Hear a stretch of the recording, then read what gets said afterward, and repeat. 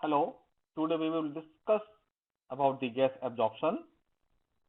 So, in this table, the various example of industrial gas absorption process are listed here, whereas the absorption of SO2, absorption of H2S, absorption of ammonia, oxygen, ethyl oxide, acrylonitrile, and so many components from some gaseous or liquid mixture, which is used to produce some chemical and treatment of the some natural gases and treatment for the wastewater, pollution abatement, purification of air, and many more purposes. For this absorption process, we require a variety of chemicals ranging from the water, lime slurry, brine solution, concentrated H2SO4, dilute H2SO4, and this list is very long, etc. An absorption process is explained as a gas mixture is contacted with a liquid to selectively dissolve one or more components by mass transfer from the gas to the liquid. It is used to separate gas mixture, remove impurities, contaminants, pollutants, removal of catalyst, poisons from a gas recovery of valuable components, and etc. Some examples: the removal of H2S and CO2 from natural gas using MEA, monoethanolamine. The reverse process of the absorption is termed as stripping or desorption. A liquid mixture is contacted with a gas to selectively remove component by mass transfer from the liquid to the gas. The example is removal of H2S from the sour crude oil. So finally we can say the absorber are frequently coupled with the stripper to permit regeneration or recovery and recycling of the absorbent. Because stripping is not perfect, recycled absorbent contains solutes or absorbates. So in these figures, first figure is showing the polluted gas feed having component A and B is introduced from the bottom of the column, and the clean gas is obtained from the top of the column, whereas the absorbent C is introduced from the top of the column and it's obtained as a mixture C plus A. So in this case you can see the component A is transferring from this polluted gas feed to the from gas phase to the liquid phase. In the another process, whereas the stripping gas B is introduced from the bottom of the column and the mixture of A and B is obtained at the top, and the polluted feed liquid, or you can say the mixture of absorbent plus gas, is feed from the top of the column. In that case, the component A will transfer from A to B and we obtain clean liquid C. So this operation is termed as absorption and this operation is termed as desorption, or you can say the stripping. So basically there are three components: one inert gas B, one inert liquid C, and solute A, which goes from gas to the liquid or from liquid to the gas in both cases. And we need two feed, whereas one pure product at least we obtain at the end, and the system should be non-volatile mixture. So here in this case, the combination of absorption and stripper is shown here. So in this case, the feed gas having the CO2 plus carrier gas is absorbed in some liquid, and the clean gas is obtained from the top of the column, and this mixture, the mixture of CO2 plus the absorbing liquid is feed to the another column, whereas the steam is passes through this column, so the component CO2 will pass from here to here and obtain at the top, as well as the pure liquid we will obtain from the bottom of this column.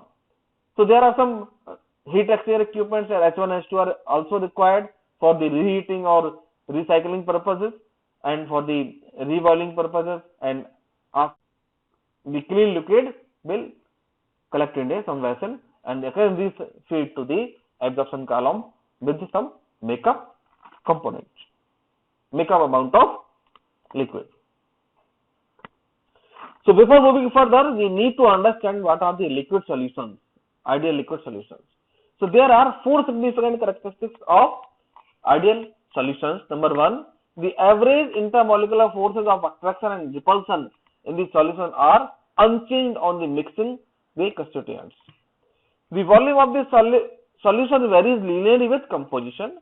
There is neither absorption nor evolution of the heat in the mixing of the constituents. For gases dissolving in liquid, heat of the condensation is not included in the criteria. The total vapor pressure of the solution varies linearly with composition, expressed as mole fractions. Now we need to understand how we can choose the solvent. So the principal purpose of the absorption operation is to produce a specific solution. Water is of the course the cheapest and most plentiful solvent, but the following properties are important for the consideration. Gas solubility. The solubility should be high, thus increasing the rate of absorption and decreasing the quantity of solvent required. Generally, solvent of a chemical nature similar to that the solid to be absorbed will provide the good solubility. Volatility. The solvent should have a low vapor pressure since the gas leaving an absorption operation is ordinarily saturated with the solvent and much may nearby be lost.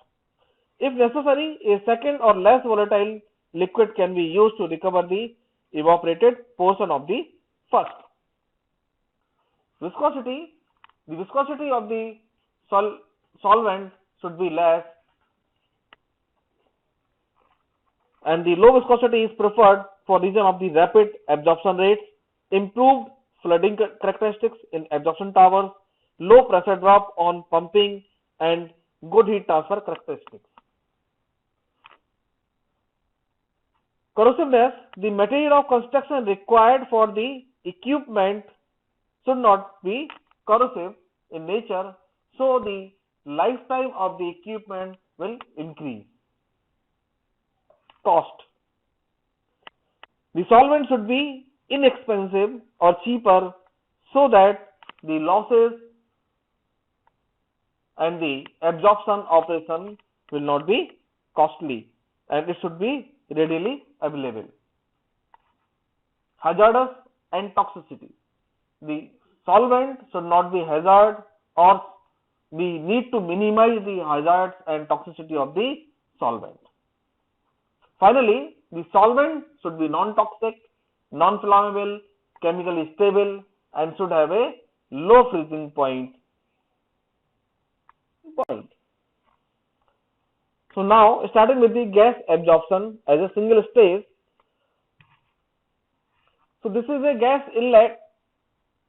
You can see here this is a gas inlet. The gas has a certain concentration of solute G and Y0 is the concentration. The solvent is put in the contact with the gas phase. The solvent can be pure or can have some certain concentration of solute and the concentration is represented by X0 and the flow rate is represented by capital L. So the equilibrium between phases can be represented in a XY diagram for the given temperature and pressure. Sometimes the equilibrium is a straight line. So considering y equal to mx. So the inlet composition of the two phases can be represented in the diagram. So you can see here this is the x-axis, this is the y-axis. The liquid composition is the plot is in this side and the gas composition is this side. And this is the equilibrium line y equal to mx plus c. So at some initial condition, at this is having y0, this is having x0. So this point is x0, y0. The content of solute in the gas is now lower than the entrance. As we know that whenever the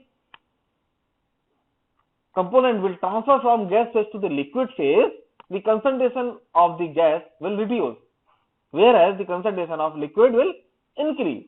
So here we can say y is less than y0. The solvent is now charged in the solute, so we can say that the x is greater than x naught. This is an ideal equilibrium stage. The equilibrium between the phases is reached, it is assumed. So the mass balance equation for the inlet and outlet, we can say, so L into x naught plus G into y naught. For the outlet, L into x plus G into y. Now plotting this in this. So solving with respect to the y, we will obtain y is equal to y naught plus L upon G x naught minus L upon G x. See, the slope of the operating line is considered as minus L upon G. Already we discussed in the cascade section about the derivation of this type of system.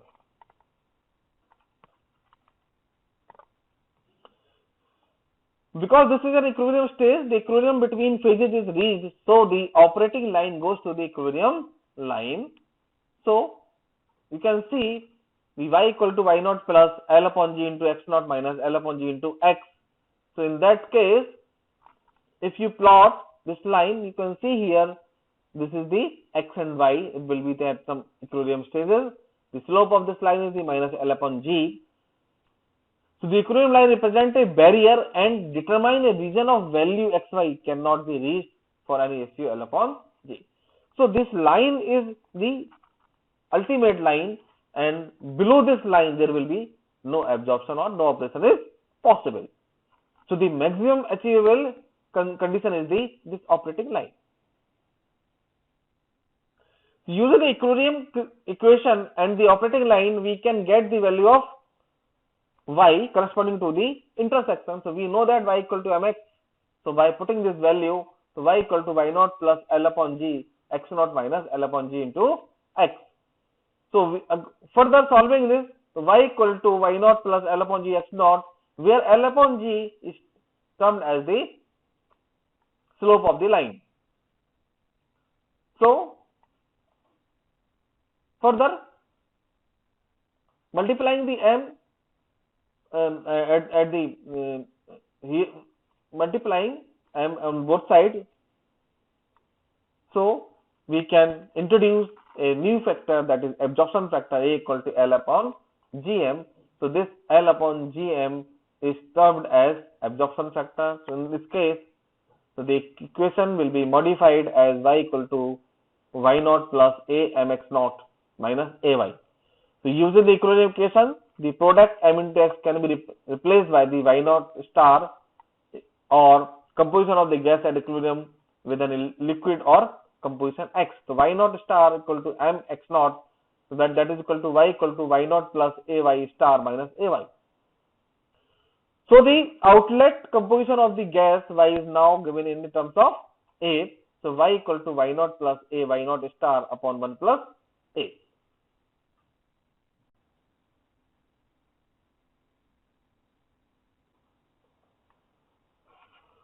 So the fraction of absorption alpha is defined as the ratio of y naught minus y upon y naught minus y naught star. Okay, you can say that the available concentration gradient, maximum available concentration gradient, and the achievable concentration gradient is the define the absorption factor alpha, that is equal to y naught minus y upon y naught minus y star, where the numerator is the distance between the y naught and y,